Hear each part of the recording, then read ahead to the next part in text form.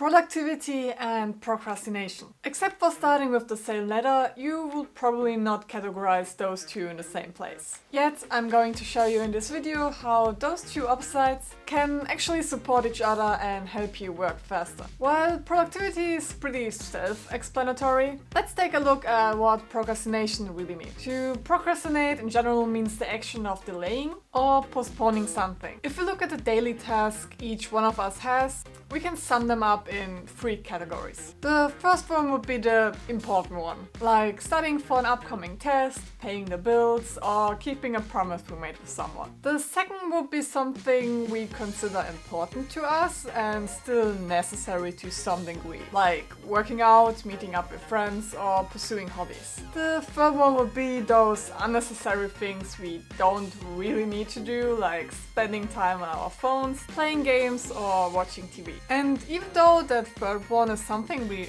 don't really need, it's the one we spend most of the time on. So what procrastination really is that instead of doing tasks that we really need to do, we spend that time on something less necessary. Now, some may argue that if you just stop doing things that have been taking up all your time, you would one way or another start doing the things you are supposed to. While this may be true to some extent, we humans are amazing at creating distraction. I talked about that briefly in my discipline video, but what is productive procrastination? Studies at the University of California showed that work that has been done on demand compared to someone who had to work on something they had an overall better performance. The research found that working through different tasks actually created a problem-solving mechanism. But to master the art of productive procrastination at home, I would suggest to first go and try to eliminate as many distractions as you can.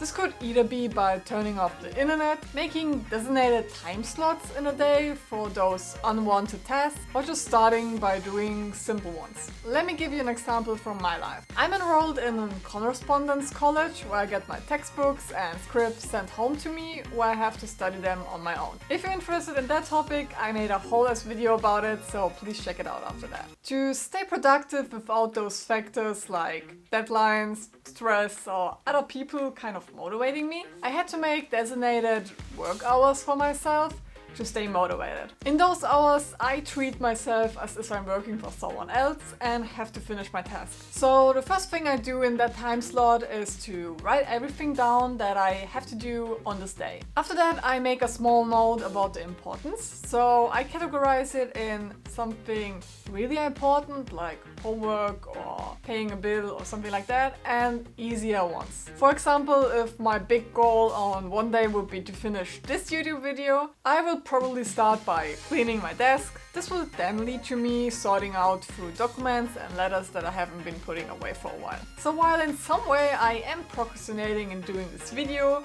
I did do some other tasks which have been necessary and I've been putting off for a while, which is exactly what we're gonna need. Productivity isn't a switch you can just turn on and off. It's more like a slide, which picks up speed as you go. Now, making videos is actually a pretty big task, which I had to divide into 3 steps to make it easier to stay consistent. So don't feel like you have to finish everything on one day. Instead, feel free to divide difficult or bigger tasks. By the way, something us humans are pretty prone to are cliffhangers. Who doesn't know the feeling when watching a pretty mediocre kind of show, where you kind of feel unsure while you're still watching it, but the season or the episode ends on such a cliffhanger where you just have to watch the next episode because you feel unsatisfied. Well, productivity behaves similar. If you have created an environment where you are forced to do something, you will automatically avoid difficult ones and start doing the easier tasks. And after completing the smaller task, you will feel good and start doing the next thing. If after that you still don't feel like doing the difficult task, start by preparing for it. In my case, if I don't feel like doing the video, I will start by watching other YouTube videos